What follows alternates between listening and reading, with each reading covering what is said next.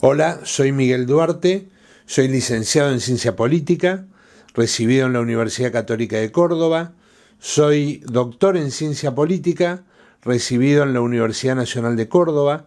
Hace 20 años soy profesor de Derecho Político en la Facultad de Derecho de la Universidad Nacional de Córdoba.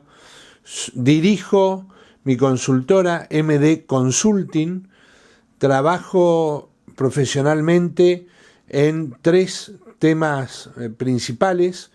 El primero es la oratoria, comunicación y persuasión.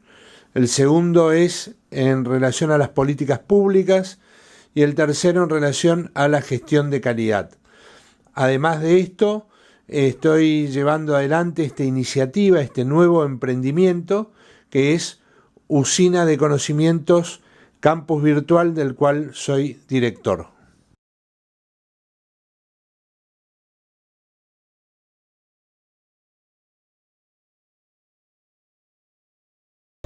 En relación a la clase dirigente, es aquel grupo que se supone que orienta a la sociedad en su conjunto, que logra una identificación entre ideales, proyectos, estrategias hacia el futuro. La clase dirigente está compuesta por lo que sería la clase política, es decir, la dirigencia política, la dirigencia social, quienes representan el proyecto cultural de una época, también quienes representan en alguna medida las tendencias o los cursos principales de la economía y de la sociedad. Es decir, que la clase dirigente, primero, no siempre está constituida de manera permanente por la misma representación, ni social, ni cultural, ni política. A veces esto se puede dar con más tiempo, con menos tiempo. Desde este punto de vista, creo que es muy importante pensar la clase dirigente, analizarla y observarla, porque en gran medida nos dice el tipo de sociedad en la cual nos estamos desenvolviendo o la que vemos que se desarrolla en uno u otro sentido.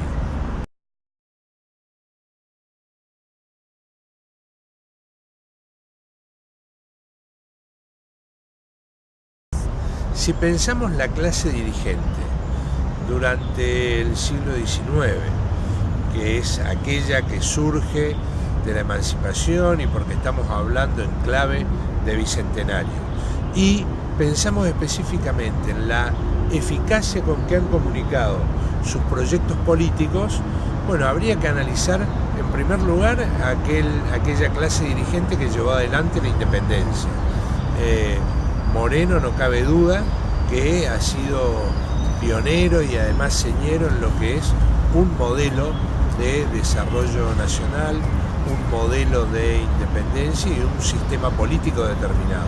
Ahora, en torno a su eficacia y dados sus postulados, Moreno, San Martín, Belgrano, que realmente han hablado de una independencia en todos los términos, que han hablado de un hombre nuevo, de un hombre libre, que han hablado de honestidad, que han hablado de proyectos emancipatorios profundos, uno diría, han sido muy eficaces en su momento, pero con el tiempo pareciera que las clases dirigentes se fueron alejando de aquellas postulaciones.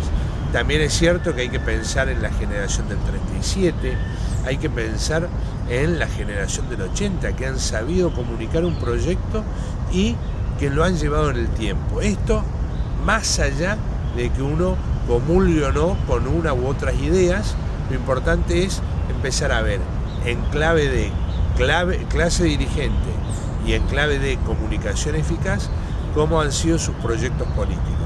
Y en el siglo XIX ha habido en términos generales una clase dirigente que ha sido capaz de construir el futuro y sobre todo esa palabra que es clave en la pregunta, que es la idea del porvenir.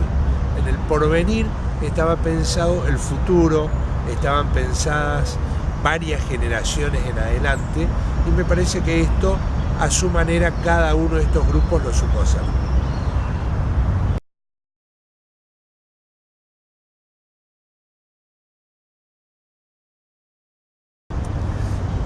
Si pensamos la comunicación o la eficacia en la comunicación de la clase dirigente en el siglo XX, se pone muy interesante también porque hay dos grandes movimientos nacionales y populares que han sabido comunicar con eficacia los ideales, la doctrina, las prácticas, los hábitos, los rituales, es decir, lo que se llama el folclore político. En primer lugar, el radicalismo, es decir, la Unión Cívica Radical, sobre todo desde finales del siglo XIX y hacia principios del siglo, con lo que fue el irigoyenismo.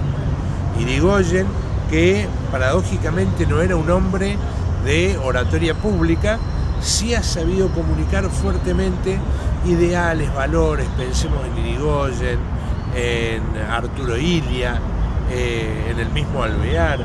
Es decir, en conjunto tenían una matriz comunicacional que lo que proponían que era la democracia, es decir, las instituciones, partidos políticos que se consoliden, la idea de reparación nacional, es decir, que había una construcción ética que estaba en la matriz del proyecto político democrático del irigoyenismo y de todo el radicalismo, que luego esto se va a continuar con la impronta de Raúl Alfonsín.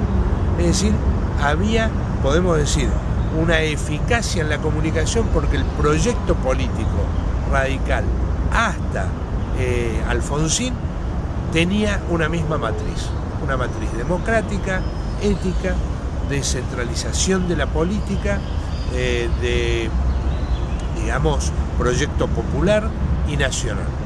Por otro lado, y naturalmente con la fuerza que ha tenido y que tiene hasta la actualidad, el peronismo.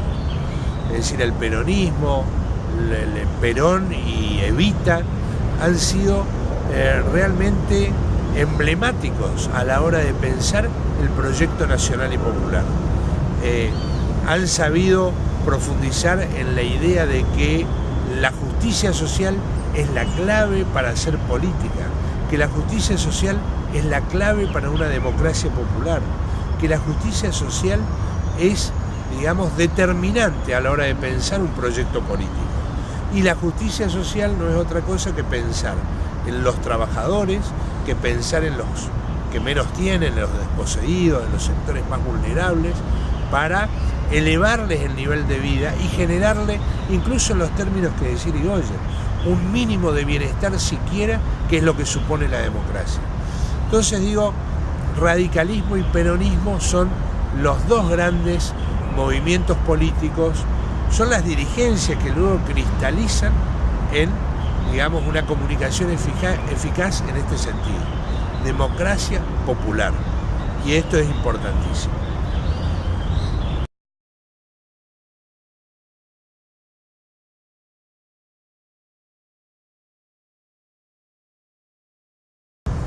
Si hablamos de la relación entre ética, política y comunicación, podríamos decir, en primer lugar, que es una relación contradictoria, que genera, en segundo lugar, que genera fuertes tensiones. En tercer lugar, que hay momentos que pareciera que la ética está ausente y solamente queda la relación política y comunicación. En cuarto lugar, a veces pareciera que los ciudadanos están fuera de esta relación y que más bien la relación entre política y comunicación es una relación entre empresas y dirigencia política o quienes tienen los resortes del poder del Estado o de distintas fuerzas políticas. Es decir, es una relación que a veces se puede visualizar como una relación fuerte y otras veces pareciera una relación inexistente, sobre lo cual queda justamente la problemática en torno a qué, en torno a la ética. ¿Hay una ética, digamos, predominante en este tipo de relaciones? ¿Quienes abrazan la política o las clases dirigentes están pensando en parámetros éticos sociales a la hora de hacer política? ¿Quienes manejan los medios de comunicación o tienen los roles principales en los medios de comunicación están pensando en clave ética o piensan en clave comercial de los medios de comunicación? Bueno, son preguntas que depende cómo vamos respondiendo, depende también los enfoques teóricos, pero también las ideologías, es como nos vamos a ir situando y posicionando. Lo cierto es que la pregunta me parece que es un momento para que quede abierta. ¿Existe esta relación? ¿Cómo es esta relación? Pareciera que nuestras clases dirigentes, nuestras clases empresarias, pero también, o nuestros grupos de empresarios, pero también la ciudadanía, está en deuda todavía con una ética social. En este sentido se manifiesta Zygmunt Bauman cuando habla de la ceguera moral o la diáfora. Es decir, pareciera que no estamos mirando en clave de ética ni los procesos políticos, ni los procesos económicos, ni los procesos sociales, y mucho menos la toma de decisiones.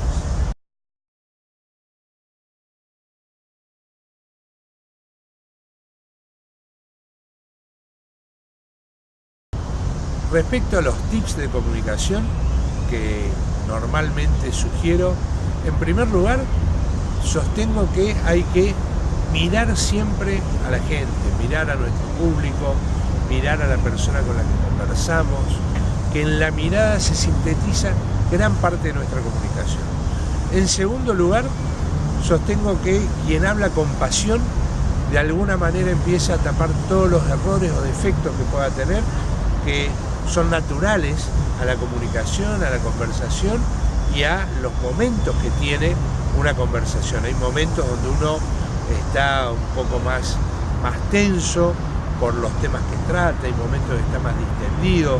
Bueno, todo eso se va sintetizando en una expresión que vamos a tener hacia adelante. En tercer lugar, yo destacaría que además de la pasión hay que tener un plan, tener una estrategia, porque lo que se trata es de comunicar nuestros proyectos, de comunicar nuestras exposiciones, una teoría, un enfoque, un análisis, una mirada sobre algún tema específico, una exposición en el trabajo, etc. Entonces, desde ese punto de vista, no tener un plan es el error más grande que podemos cometer. Hay que tener un plan.